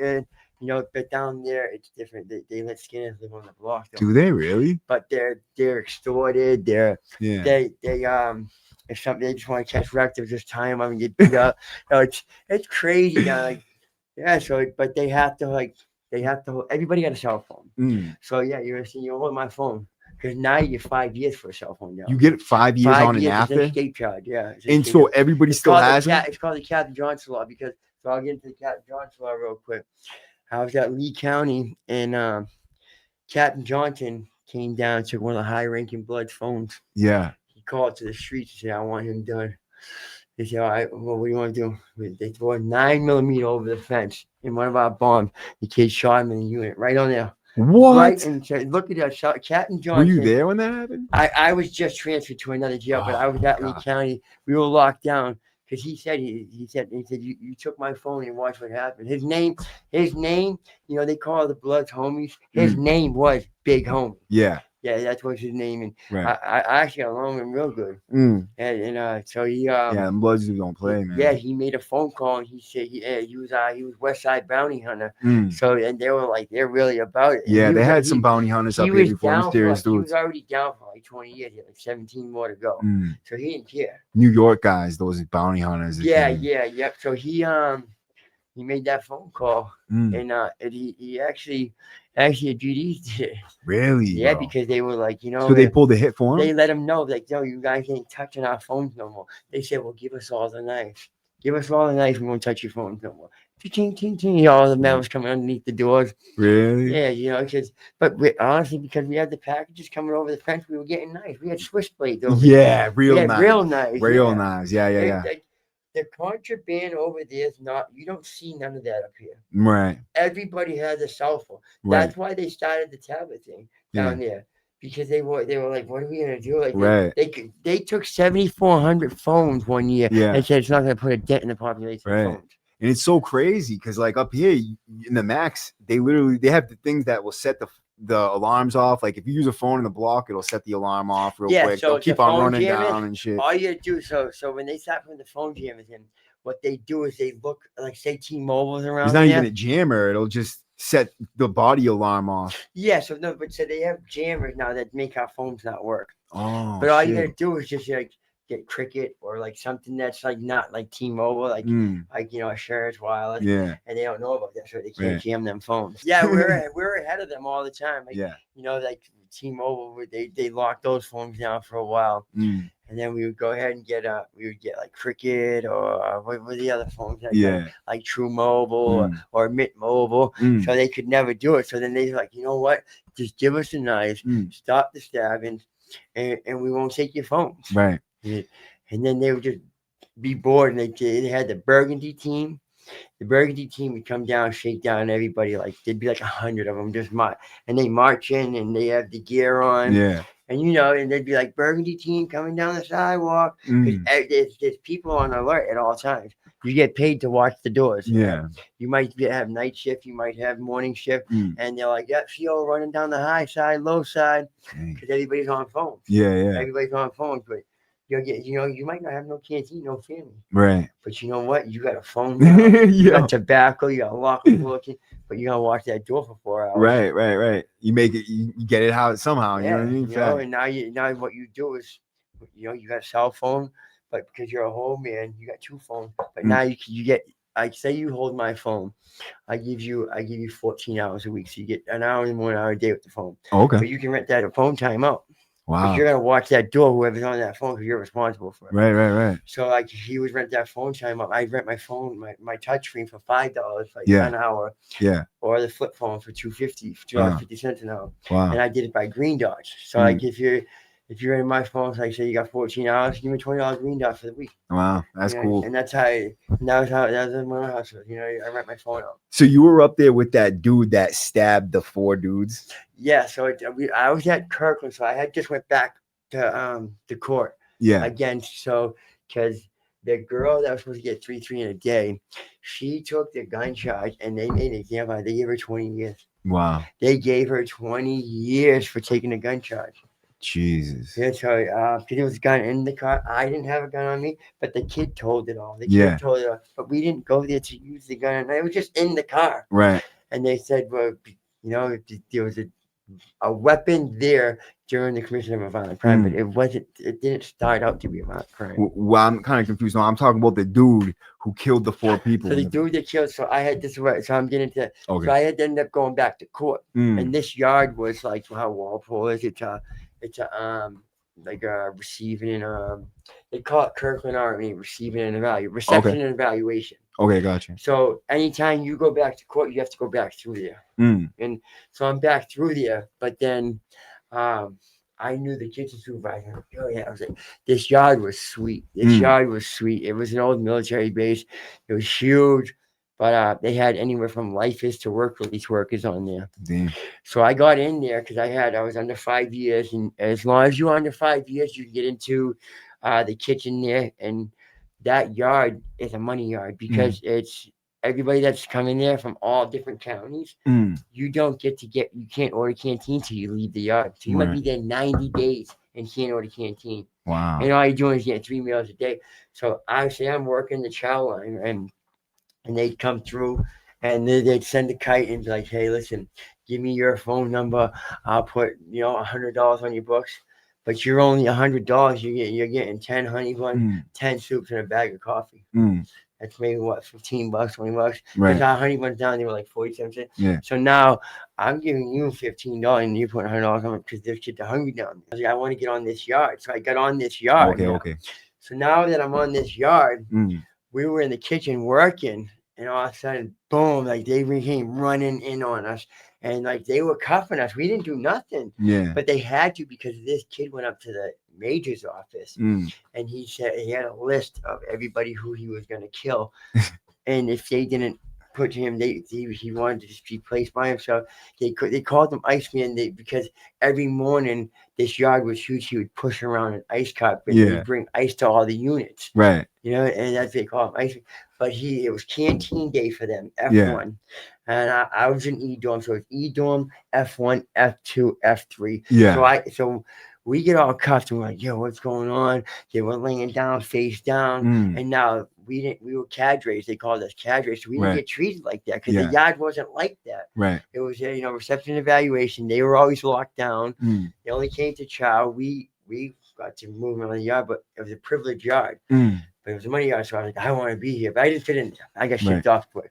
So we finally find out what's going on because we're in E dorm and 4 hearses roll by. Wow. And we're asking the stewards, what's going on? What's going on? And he's like, you see what's going on? And he's like, Iceman. And then we were like, he couldn't really tell us much. Yeah. He could, because even COs really didn't know yet. Right. So he got the letter and he was going to kill. He was going to kill more and more inmates. So They couldn't. They weren't allowed coffee in there. He killed all 4 of them. He was a mental health. It was a mental health block. Yeah.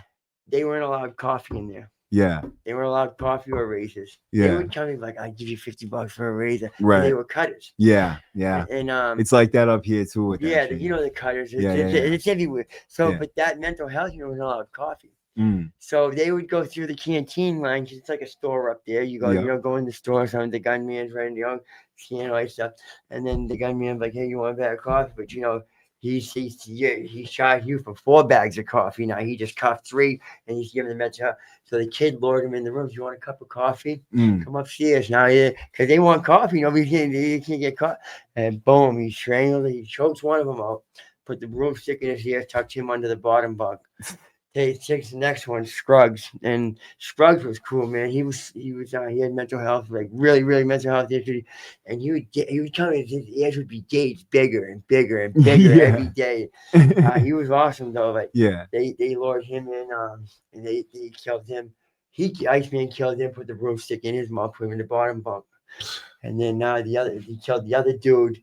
And he just killed him, put him on the top bunk, and then the other one killed him, the mop bunk, and put the broomstick in his mouth, in his ear.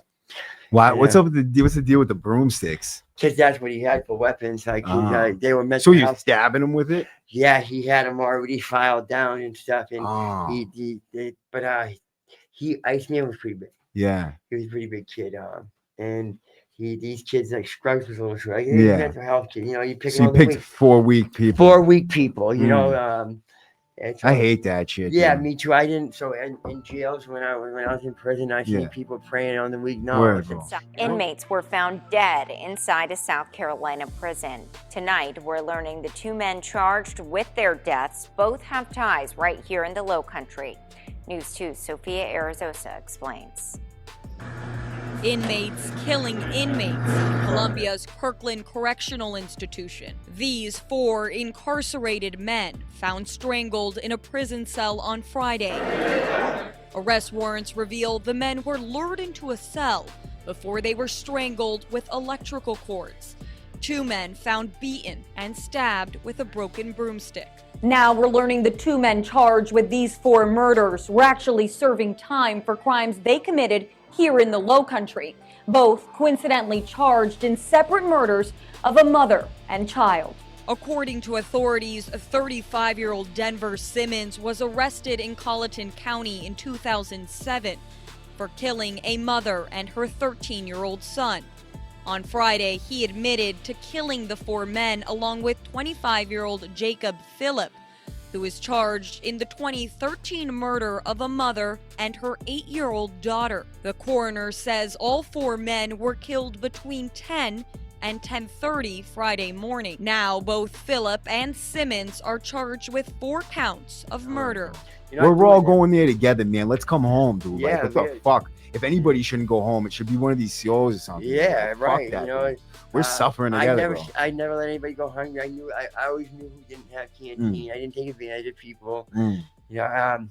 So like when I finally come home, I wasn't happy. Right. I wasn't happy. I wanted to go back to jail. I remember you said something that you were locked up when your little child got mauled. So it's my kid, the girl I'm with. I have a kid. She I was in South Carolina. I was coming home, and I was on Facebook with her in my cell, and like she's like, after job, I'm so sorry. I can't believe that like her son got mauled to death by 2 dogs, and me and her are together. I come home and she's like living this. She didn't do drugs, but now she starts doing drugs. So we're together, and we're just gonna do drugs together forever for the rest of our life. And, match made in heaven. Right, because it's like that's what I thought was the best thing. But I'm still facing time up here because I ran from the time down here, thinking that if I go to South Carolina, this ain't gonna follow me. Right. But no, they were like, listen, as soon as you get out of here, like we're gonna release you because Massachusetts didn't want to come pick me up. Okay. So they released me, but I was like, all right, I'm gonna have to turn myself in because I wanted to go back to jail. I wasn't comfortable in the streets. Really? Though? I wasn't. You felt that great inside of that prison? I wasn't mentally ready to come home. What was some of the worst things that you seen in there? There was the dude they called Haygood. and he would knock you out and take you to the shower. Really, dude? Yeah, breakfast. He did always at breakfast time too. What the fuck? Always at breakfast time. And dudes let that slide? Not really. He got cracked a few times. Yeah. I watched him get hit with a couple. They have mackerel cans down there. Yeah. They don't take pouches up here, but down there they have like chili cans, mackerel cans. Yeah. And I watched him get cracked a few times, and but he's so big, he just ate it. Like, did he take anybody that was like a good dude that like people fucked with? So he had bread, he had money. Yeah. So he would get these little kids that had no money, and I'm like, listen, stay away from him. Right. They're like, no, he's cool. You know that the old school dudes that got that knowledge and that fast jail talk. Yep. And I stay away from him, and they're like, no, he's all right. Next thing you know, his feet are hanging out of the bottom of his bunk. Right, dude. Down there, a lot of that homosexuality shit goes on. Really, bro? If you're doing it behind closed doors, do it. Don't try anybody, like the gay gang, they stayed to themselves. They didn't the punks up here. They'll try you up here. Wow. Down there, no, they know to stay to themselves. Wow. But I remember one time it was count time, and there was these two gay dudes that lived next door to me, and they'd be like, "Who's on top?" And I'm like, "Yo," I blocked my vent up, right? Dude, I blocked my vent up. So one time I'm on the phone, but we would hang sheets, so you couldn't see us talking on the phone. Yeah. And all I could hear was the CEO, "Back the fuck up. Back the fuck up out of him." And the CEO tells me afterwards, he's like, "Dude, he walked back 2 steps and you're still halfway in him." Oh my God, man. I was like, dude. that's what you guys have to see. He said, "You ain't believe some of the shit I see around here." Yo, dude, what? Yeah, it was like it was a free for all down there. It was a free for all down there. Wow. And so you wanted to go back to that? I didn't want to go back to South Carolina. I just wanted I was institutionalized. Yeah. I was comfortable with structure. Yeah. I mean, I was too, but I would go to like psychiatric hospitals where there was girls at least. Yeah, I would go to detox. I would go to programs, but then I'm like, I'm going home guy now. I'm ready to go back home now. Right. And then the pandemic hit. And I knew how to scam. Yeah. I knew how to scam. So yeah. No more creeping though. No more. Remember the creeping? We didn't even talk about that. Like, what? So explain the creeping real quick. That's probably might be the last thing we could talk about tonight because we're out of time. But so the creeping would be, we had cell phones in prison. Yeah. Contraband. Yeah. They didn't give us to them. So we would set up plenty of fish. And it's kind like at first I was like, no, that's engaging in homosexual activity. Yeah. Like, how is that? Yeah. So what we would do is we would set up profiles, us male in prison. Yeah. From Google pictures of blonde-headed girls that would, of age 21. Yeah. But that you could fool a creep, say I'm 14 after. Yeah. Because how we would do this is I'd get on, start talking to them, and I'd be, hey, I don't think the Plenty of Fish is safe. Let's talk on my other phone. Yeah. Let's talk on our private phone. Yeah. But I'm on the touch screen the whole time, all day with the POF finding these creeps. But I had a flip phone. I'd text, and we would text all day, and he'd be at work, and I'm in prison. He's at, and most of them were on the military bases. Yeah. And then I start talking to him. There was one dude, he was like, he sent me a picture of a monkey soon. He's like, "You're gonna be my pet monkey." What? Yeah, there's weirdos out there. So we were like, wow. So I was like, all right, I'm gonna be your pet monkey. And I'd be like, oh, I'm so hungry. And my parents really ain't feeding me. And so how we would move money, it wasn't Cash App, it was Green Dot at the time. Yeah. So he'd send us, there was it was 14-digit money pack, and we'd be like, oh, I can load it on my card if you just go get a money pack. Yeah. And I'm going, hey babe, load this money right here on this money pack. And what we would do is we'd wash the cards. Like, say you got me the money pack, I'd put it on this card, wash it to that card, because when they would find out eventually, they'd lock the cards up. Yeah.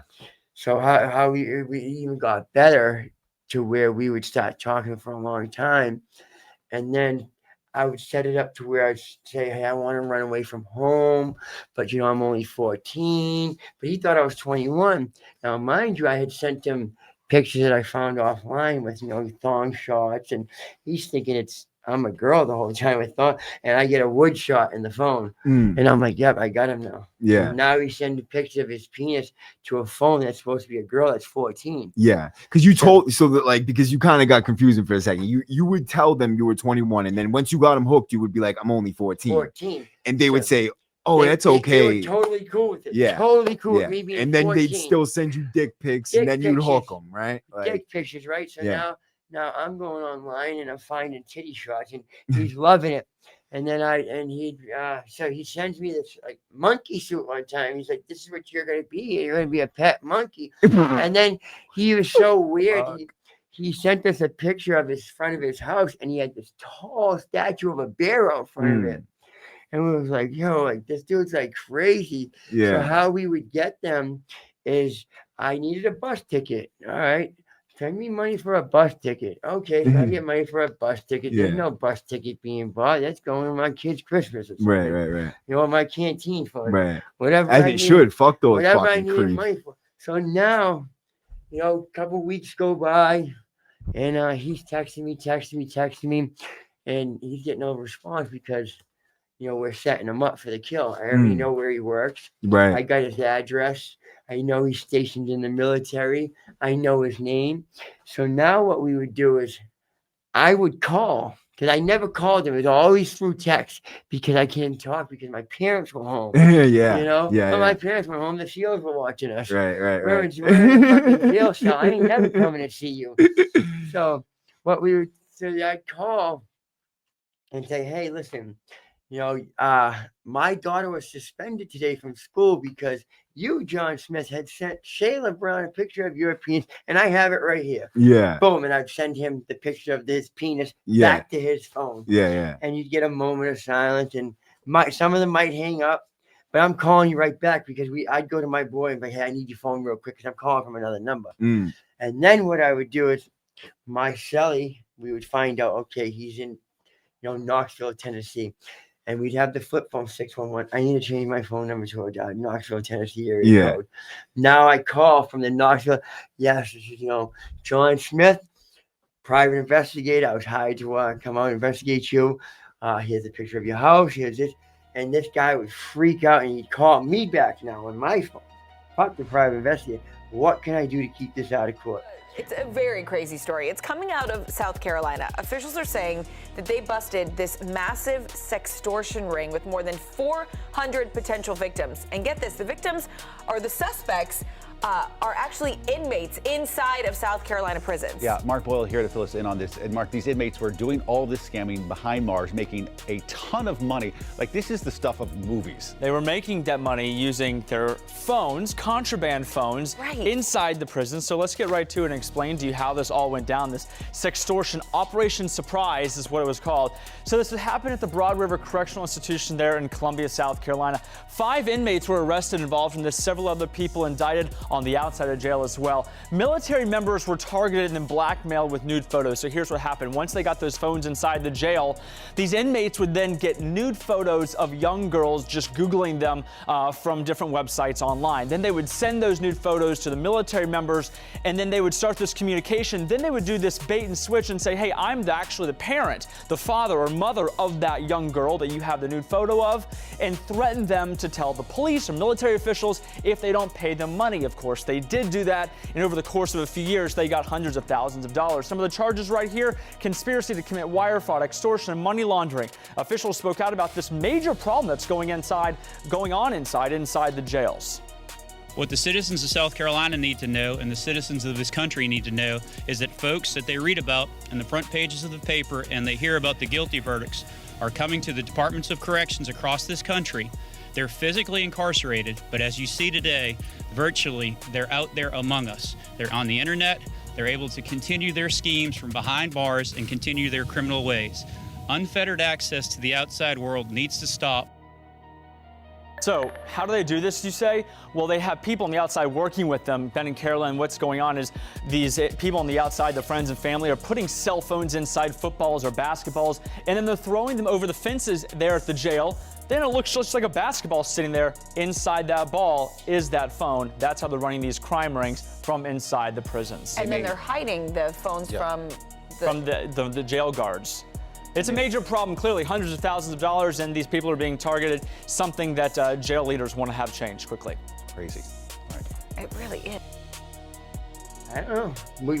What do you think your freedom's worth? You tell me your freedom to my daughter's dignity of you sending porn pics, you would kidnap her through state line, and I'd go on and get Tennessee and Massachusetts cross the state lines, and I'd scare the shit out anyway. And we would never ask for money right away. Right. You don't ask for money because they know, okay, now you want money.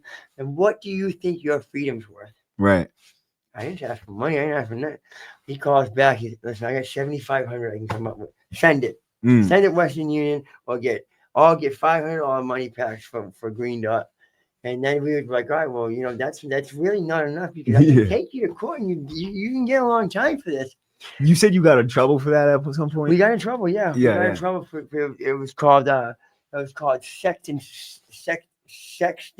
scams. Yeah. And then and that was on the news? It was on the news at the time. And then it even got better to where these kids ended turned into an empire of a $5 million scam. Wow. Yeah, they turned it on. And it was all from prison. Yo, all that's from fire. prison. But you know what? We weren't scamming. We weren't scamming citizens. Good dudes. Like, these are scumbags, pedophiles. We were scamming dudes that were in the military, fighting for this country and fighting to get in your daughter's pants, fighting to get in your son's pants. And that's what they were doing. So right. We were taking their money. Right. We weren't just taking these, people's money that, hey. They're fucking pedos, bro. No, they're pedophiles. Yeah. So, yeah. And if you were a real 14-year-old girl, goddamn right, they'd be fucking hitting I was that. a 14-year-old girl and did cross state line. Right. I would have never made it home. No, you would have been a pet monkey. Yeah. Right. So like the things that I learned in there, and then I used them to come home, and I came home and it was the fentanyl wave. Yeah. And I said, damn, I was on Suboxone, and my cousin, I knew he sold fentanyl, so, and everybody's like, give me his phone number, this and that. So I was like, you know what? I know where he lives. I said, I'm going to walk over there. And I was like, I got nervous, so I didn't do it. I was like, no, I'm not going to buy none. I'm just going to chill with him. So now I started chilling him, and I'm watching, like, this fentanyl was moving. Like, he was making money. So I was like, I'm going to get involved in that. Right. We got raided. Right. We got raided. I wasn't home for 2 days. 2 days on the ankle monitor. 2 days we get raided with 110 grams of fentanyl, a finger press, money, and I'm in the house. Just coming home. And what happened? I told him it was all mine. I wanted to go back. I said, it's all mine. And like, no, it's not. Did you get to go back? They're like, you just came home. We know you just came home. So I'm on the bracelet, and he gets locked up, and I start selling for him. And I meet this kid, Carlos Garcia. I buy his identity. I cut my bracelet off, and now I'm running around as Carlos Garcia. Detectives come. They're like, what? They're trying to set people up, and they're like, no, that's not Wayne. That's Carlos. They come to my house, and I give them the ID, Carlos Garcia, and they let me go. 2 days later, I got back. They were like, listen, Wayne, give us the ID. We know that's you. You got tattoos now. We know that's you. Just go clear those cases up. We'll let you go. No, I never came back. I didn't come back out. I did 20 months, and then came out with the pandemic, and the pandemic was no good for me. You did 20 more months? I did 20 more months. Where? In South Carolina? Billerica. Oh, in Massachusetts. Because I had cases out here. Yeah. I had armed robberies out here, but the kid already had fled out from it. I already been down there for the 9 years, 6 months, so I was already gone for a while. So they're like, if you just do that bracelet, I told them I was doing programs, but I really wasn't. So then I would get out on, I do the 20 months, and they're like, all right, well, this case got dropped, this kid. And then it just finally, after 5 years, it just got dropped, but I'd be out for a month and back in for, 10 more months. So it ended up being 15 years of just recklessness because, like I said, the pandemic hit. Right. And they wanted everybody out of the jails. So they were like, you want drug court? Drug court? They're like, we'll let you out today. Did you finish it? No, I was gonna say, I was on it for 30 seconds. They said, we'll let you out today because of COVID. I got to Mattapan Transitions. As soon as I got there, like, hey, do you mind helping us unload the truck? I said, I'm not even unloading my bags because I'm up out of here. And I was gone. I was already on the Ave running. Damn. Like that. And you spent a little bit of time on the Ave, right? I was homeless on the Ave. So we're gonna have to finish this up and do a part 2. Would you mind that? Absolutely. All right, man. I appreciate you for showing up today. And to everybody who's watching, you could join, become a member for $2.99. Support something great. Definitely hit the like button, hit the subscribe if you haven't already. Share this video with anybody who it might help, right? Anybody you know that it could reach them. I appreciate everybody again. W number. Ow!